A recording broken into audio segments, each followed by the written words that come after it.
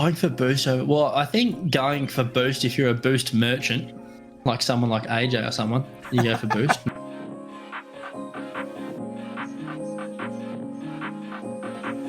100% of the time. Yes. Always, every second of every game. Ball's going in your net, don't worry about it. Go get the boost and make sure you've got the full 100 to celebrate with the other team.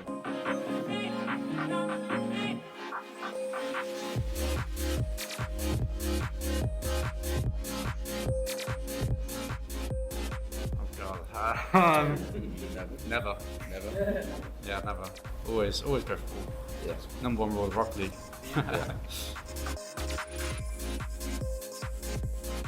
Welcome to the Boost Over Ball podcast, where three aggressively average Rocket League players talk about everything RLCS with your hosts, Ace, Code Red Jack, Kyle Cube, and AJ Binky.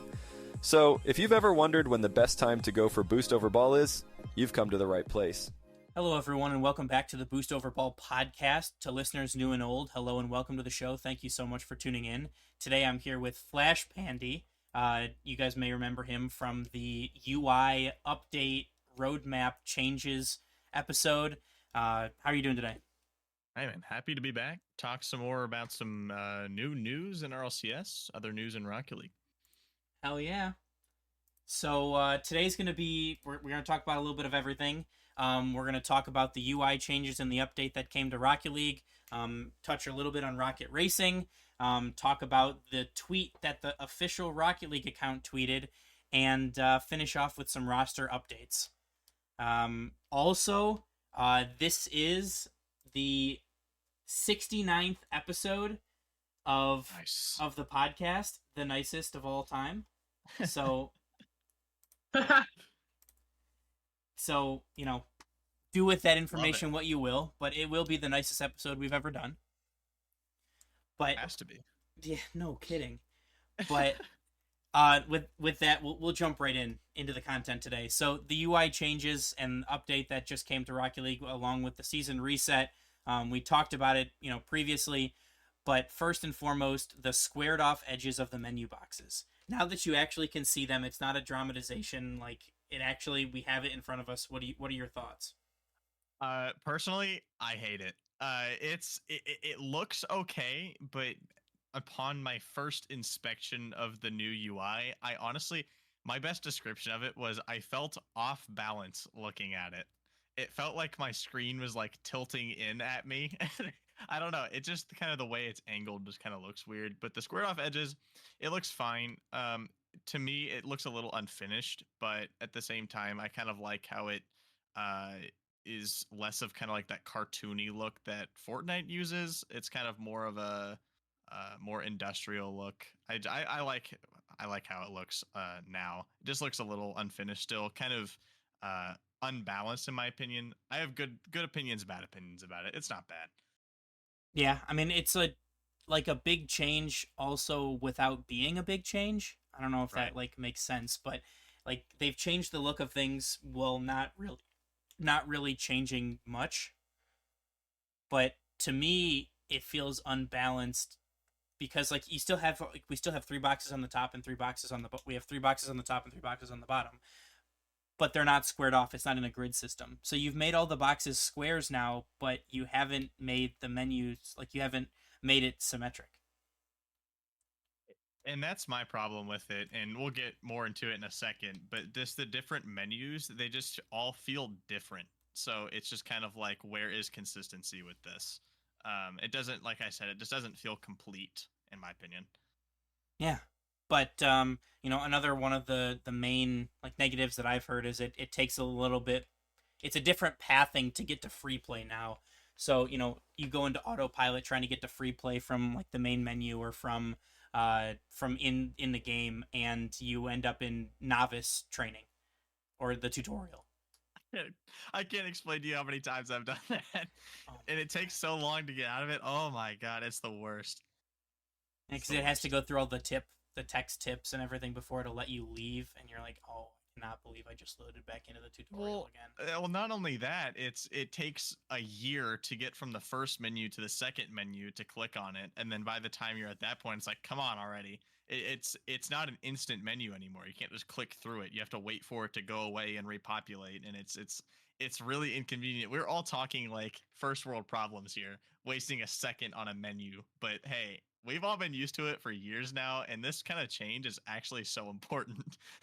Hey, I mean, we have like the insta leave through Bacchus mod now, right? So like, I mean, True. like you're used to like insta leave directly into training, like into free play. That's just how it goes. That's how high ranking lobbies are. That's just the way that the game is. So anything that kind of takes people away from their routine or their like muscle memory is going to throw people off for a little while. So I mean, I understand it looks cleaner to have it where it is now, but you know, I don't know anybody who's going in to do the tutorial training pack after you've originally booted into the game for the first time. I haven't touched it on purpose in literally 7 years. I don't see why it even still exists, to be honest. I feel like once you get past a certain level, you shouldn't be able to go back to it. It's just that annoying. But hey, here we are. We're in 2023. We have to cater to everybody. Yeah, or just leave it in the game. So if you make a new account, you have to do it. You have to 100% it before you can do anything else. Smurfs. True. Another way to help limit that. But one thing that I actually do kind of enjoy is all of the competitive game modes being in one menu box. You could, if you were feeling so inclined, you could queue for 2s, 3s, 1s, Rumble, and then, you know, Snow Day or Drop Shot and Hoops all at the same time if you were so inclined. I think that that's a good change. RIP Drop Shot. Just have to put it out there. Hey, I mean, it's coming back next season, and it's in the casual mode for now. In 3 months? I mean, it's not bad. I like it. Fantastic feature. We talked about it last time about how it's the most highly anticipated feature of this update, and I certainly would agree. It's definitely what everybody was expecting. It is nice to be able to, like, hey, if I'm feeling 2s modes today, queue Hoops and 2s, which I would never do.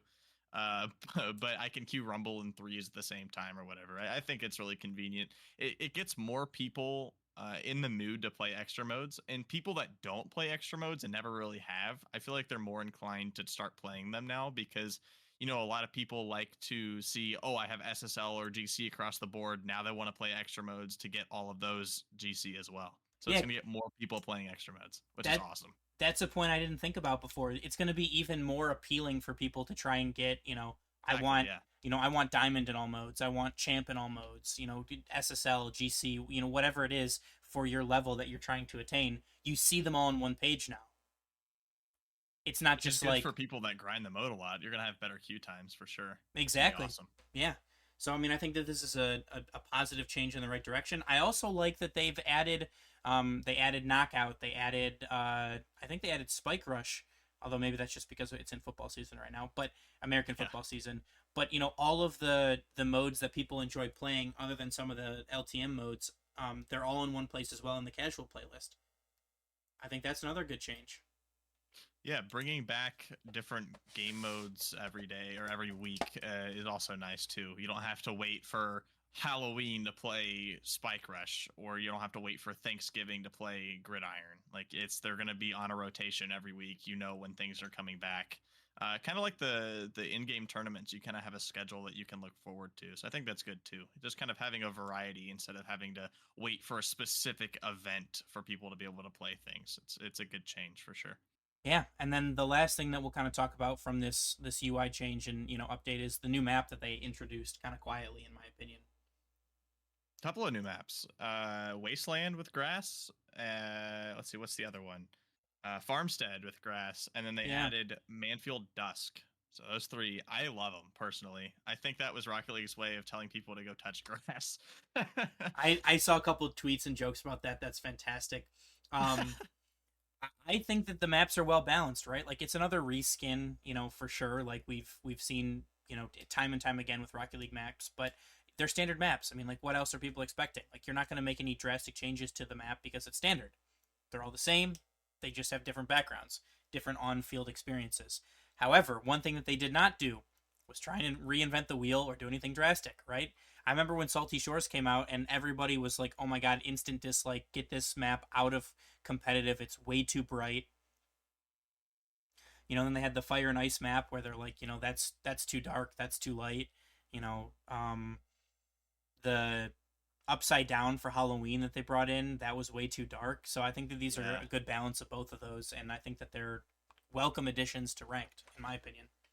I think they're starting to realize people don't want all of these flashy cosmetics, unless it's like a decal, obviously, but major things like maps or cars.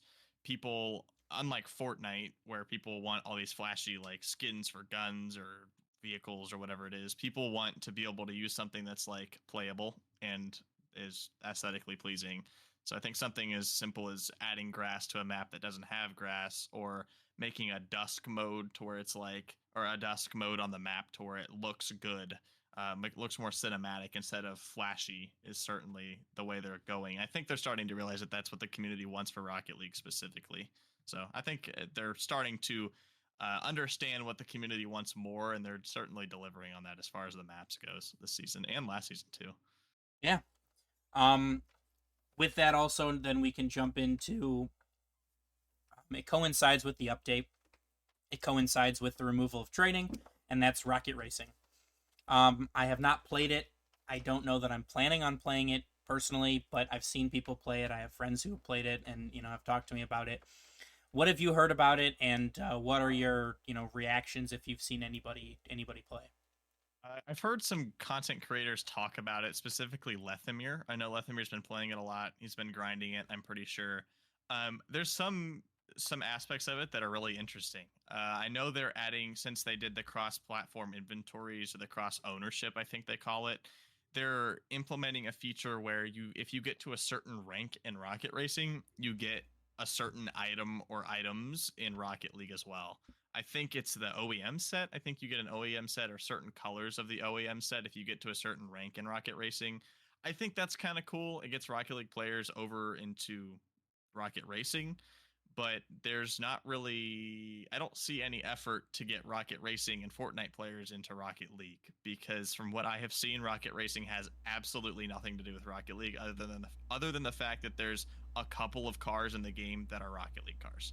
That I am very disappointed about, and the fact that they have spent the better part of 2 years designing this game it's kind of a head scratcher. Like, what is this supposed to do for Rocket League? And I still don't really see what's in it for us type situation. I feel like this was more of a Fortnite update than a Rocket League update, in my opinion. But apparently it's a pretty cool game. Yeah, I mean, I've heard much of the same. The Rocket League mechanics don't translate into Rocket Racing, which is a little bit unfortunate. You know, figured maybe all of the mechanics that I've spent, you know, thousands of hours grinding towards would help me, give me a competitive advantage, but they don't, which is unfortunate. But, I mean, really, the biggest, you touched on it already, the biggest question about this that Rocket League players have, in my opinion, is will it bring more people back into Rocket League? Will it bring the people who left, you know, after RLCS ended? Will it bring them back? Will it bring new players? Will it, you know, just bring more eyes and attention to Rocket League in general? I think that's like the biggest question that is yet to be answered. And I don't know if we're going to get that answer. It's going to be a matter of time, depending on how Rocket Racing does. I mean, it's December 11th. It didn't come out very long ago at all. So I would say a week. So it's certainly just a matter of time before we see how successful the game actually is. And I actually don't know the numbers as of right now, how successful it has been in the first week of its existence. But again, it just kind of goes back to what you said, like, what's in it for Rocket League? How are they going to get players from the Fortnite side of things? Like, how are they going to use the game to get Fortnite players over to playing Rocket League? I don't see it. Yeah, I mean, I personally don't see it either. I mean, I'm sure there's going to be some events and some limited time, you know, items like they've done in the past for Fortnite with like the Llama Rama, I think is what it was called, with some items in Rocket League. Maybe they have opportunities to do something similar, but this really gives us a good like segue into the tweet that the official Rocket League account, like the gold checkmark verified official Rocket League account tweeted, which is like the first piece of news that we've heard from the official account in like since the World Championships ended. And that is huge. Hey all, let's talk about the game we love, Rocket League. The same team that has been supporting Rocket League is still cranking on updates coming to Rocket League in 2024, but both the core game and RLCS. It's a bit too early to share details, but expect more news on that in the new year. Rocket Racing is not replacing Rocket League, and we're excited to grow these games side by side with cross-game vehicle ownership between them. I mean, that is promising. We talked about last time about how they're starting to, at least, they made an attempt to talk to us about what their intentions are moving forward, or at least just telling us, hey, we have our eyes on the future. And with this, that only continues to say that. I think it's also very interesting at the end, they say Rocket Racing is not replacing Rocket League. That means that they're listening to the community. That doesn't mean they're just saying, hey, we're doing stuff. They're actually listening to what the community is having to say by saying, hey, Rocket Racing is not replacing Rocket League, because everyone's been saying, oh my God, Rocket League's done, Rocket Racing's here, and it's replacing our game. That means they are paying attention to what we have to say, and that's also like a really good sign. Yeah, I would agree. But I mean, you've touched on the positives of this. You know, we're starting to get a peek behind the curtain. This is the second tweet in a couple of months where they've actually given us a little bit of hope, I think would be the best word to say that. But yeah, now I feel like I got to come at it from the other side, right? So, like, us on the podcast here, we've been banging the table for any kind of communication.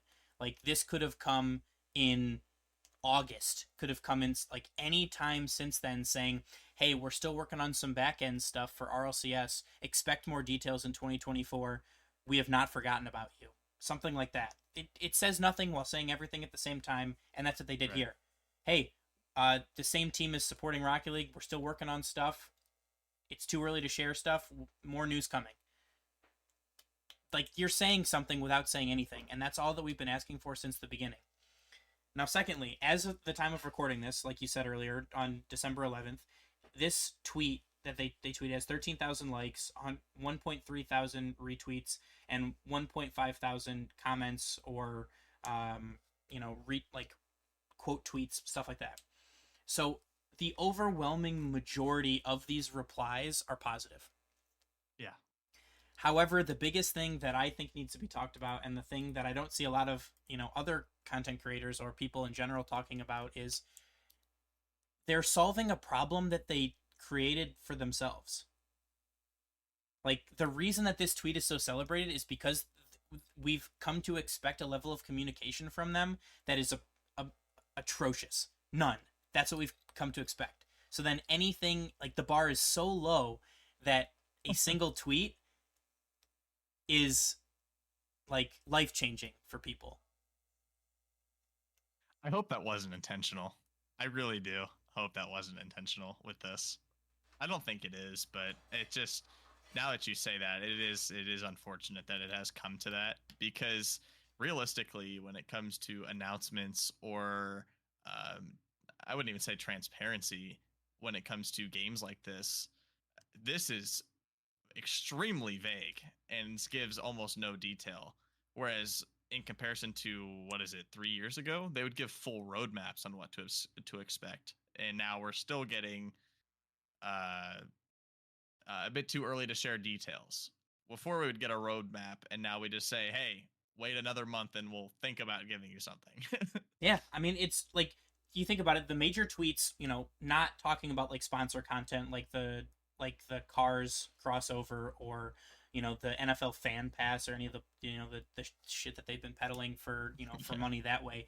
We're removing trading from like their third account that's not the main account, like in the middle of at a random time. You have the tweet talking about the update and tweeting a link to the article that they posted, telling everybody about what they were going to do in the update and what they plan on trying to look for moving forward. And you have this tweet, right? And the World Championships end, I'm just going to say, for ease of access, end of July, right? So August, September, October, November, December. It's been 5 months. right? It's been almost half a year, and they've tweeted three times. Yeah, that's concerning. That's wild to me. Now, like, when RLCS comes back and there's professional play happening again, the game will pick back up. More people will pick the game back up. More people will be interested. There'll be more eyes on Rocket League, and everything will be good as new for most people. The underlying issues and the underlying structure of how things are like managed now is what will prevent this from happening again. If they continue to be transparent and open and communicative, then by all means this was a necessary evil to go through.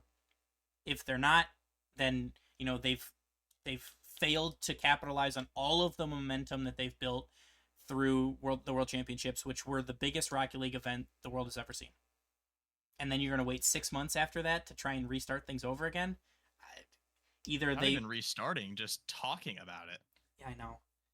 It just I know that there have been talks about expanding the LANs to more than 16 teams to 24, I believe, which would give some of the more quote unquote minor regions a chance to have more region spots. I think that could be a cool thing to do.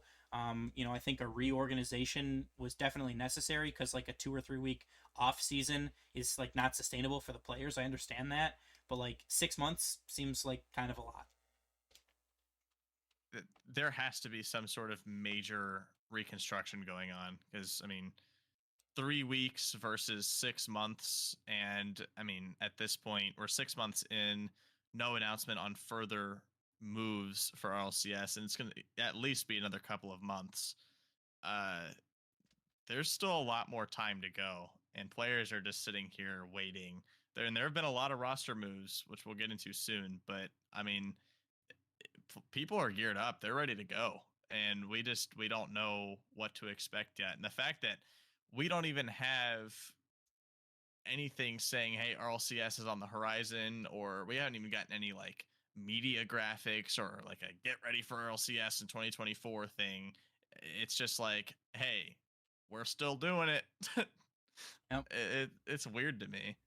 It is weird to me as well, but only time will tell on that one. We'll hopefully get some more tweets and some more information from Psyonix and from Epic in the coming weeks. And but with that, we will jump into roster rumors, roster changes, whatever you want to call it, because the signups for RLCS have not happened yet. So we've already seen some rosters that we were almost positive would happen have changed. So this is what we have as of now, and I'm sure things will continue to change as the offseason continues. But for now, the information that we have that is the most up to date is this. First off, Shopify Rebellion announced the signing of Justin to round out their roster of Two Piece and Parth. That is gonna be spicy. Man, Justin tweeted out a reply. Their announcement video is pretty good. It's been 8 years, I think, since Justin. Not 8 years. It can't be that long, but it's been quite a few years since Justin joined RLCS with NRG. So it's going to be weird to see him competing for somebody else. But that roster has looked good. They won the draw, one of the draws, and I think that they will continue to look good. Yeah, I think Two Piece and Parth, they just kind of needed somebody to be that final piece of the puzzle, and I think Justin definitely is going to be that. Justin, I don't know what Justin's intentions are. I don't know how this team is going to play because I don't know a lot about Two Piece and Parth, but I do know that this will be a successful team with the fact that Justin is cracked, and they're definitely going to be successful in some way. So I'm excited to see how this team performs for sure. Yeah. Well, moving on, we have Dignitas, and in the continuing saga of he's going to leave, he's going to stay, and now he's going to leave, Dignitas are set to sign Arsenal and Eris to compete alongside Evo to complete their roster. Arsenal and Eris. Eris is in RLCS now, which is crazy to me. I have just been waiting for Eris to be back in the scene after the ban, and revenge arc for Eris is going to be spicy for sure. Yeah. And then that leaves a spot open on SSG, which is set to be filled by Chicago to play alongside LJ and Hoxer. Chicago's one of my favorite pros, man. I swear. LJ and Hoxer are going to accompany Chicago so well on SSG. I don't know how they're going to shape up against like the more prominent ones teams, but SSG is always puts up a fight, so it's going to be really fun to watch these three. Yeah. It's been made official. Version 1 is no longer an organization. They sold off their teams. They sold their Call of Duty World League spot to G2, and they sold their Rocket League roster to G2. The G2 Rocket League roster is set to be Beast Mode, Daniel, and Atomic. NA Atomic. So that might be my top pick for a team in NA. I mean, that's Atomic, Daniel, Beast Mode. That might be the most OP roster possible. And being G2, everyone's been wanting for G2 to win. This has to be their season. yeah. Well, speaking of G2, OG Gaming entered the scene, and that is Red Bull's esports team, and that will be a team of Nolly, JNaps, and Com, coached by Torment. So some big names in the scene there. You see JNaps moving on from G2, the only team he's ever played for, and you see Nolly and Com making way from their respective teams. So I think this roster has some potential here.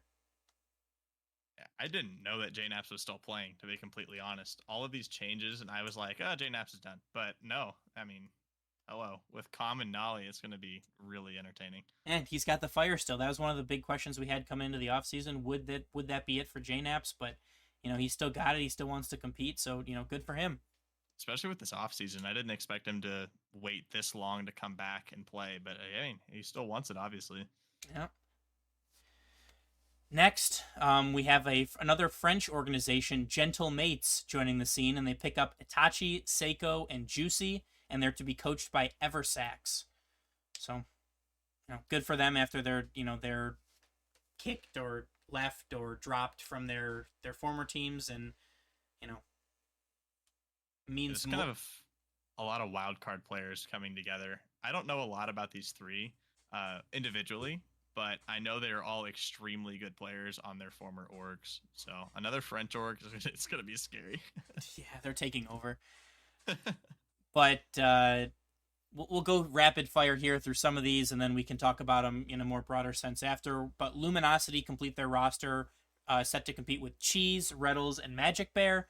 NRG complete their roster with Mist, Garrett G, and Frosty.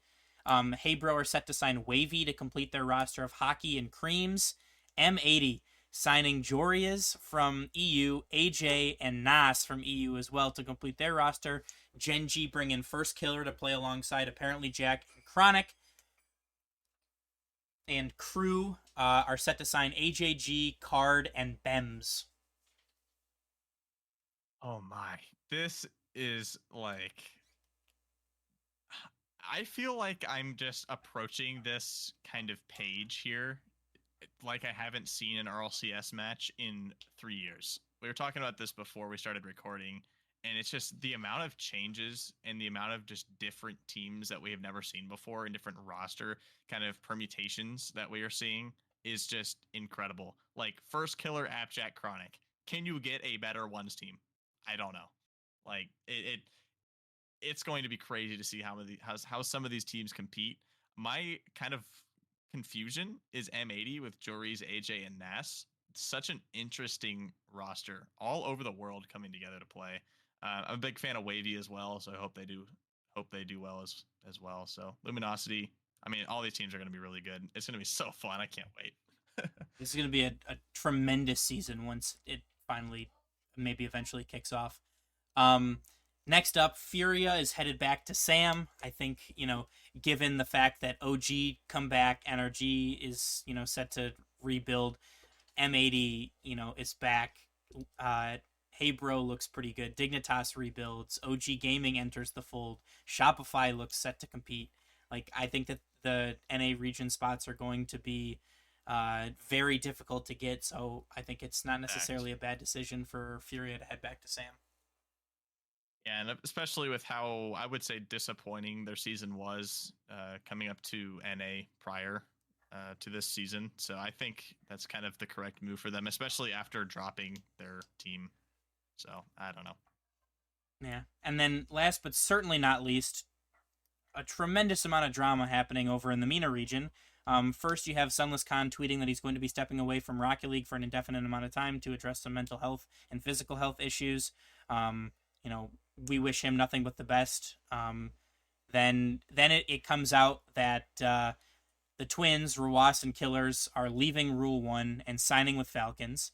And then it comes out that Mason is also leaving, or Mason is also leaving Rule 1, and they now have no players on their roster. InCivic tweets out that the Sunless tweet has nothing to do with Rule 1. They are still set to, still looking to compete. So, I'm very curious as to what happened with that. Everything seemed to be going so well for them. They seem to be trending in such a positive direction.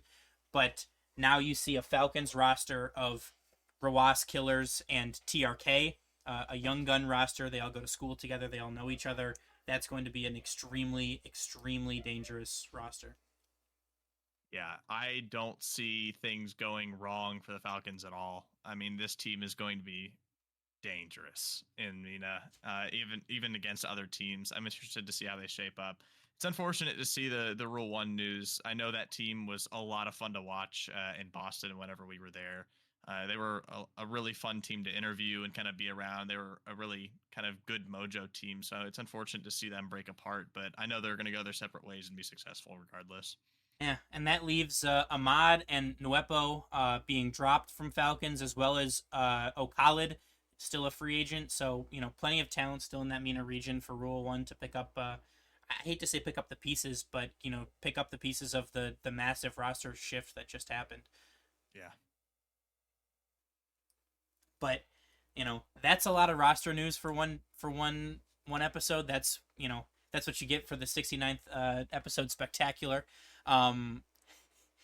That's what happens when we don't look at it for a couple of weeks and we start to get some tweets from Rocket League. The orgs start going crazy. And a lot of this stuff was in the month of December by itself. I mean, the majority of these moves were in the last couple of weeks. It's kind of all just piled up. So that means something has to be happening soon, I sure hope. So we'll see. Teams are definitely getting ready to go. I think everyone's about ready to be coming back here because this is, again, by far the longest offseason we've had. And I just hope it's going to be good when we come back. Psionics better have something good ready to go. Yeah, I need another LAN. I'm starting to get itchy that it's been too long. Yeah. Oh my god. But with that, I think we're going to wrap up for this episode. We'd like to thank you so much for listening. Remember to follow us on Twitter, Instagram, join our Discord, rate us wherever you listen to podcasts. Go give Flashpandy a follow on Twitter. His links will be in the episode description. Check out our YouTube, our Twitch, our TikTok, and our merch store with new items like Christmas ornaments for all of your holiday shopping needs for the Rocket League lover in your life. All of those links and more can be found on our website at boostoverball.com. And from us on the show, as always, remember to choose Boost over Ball.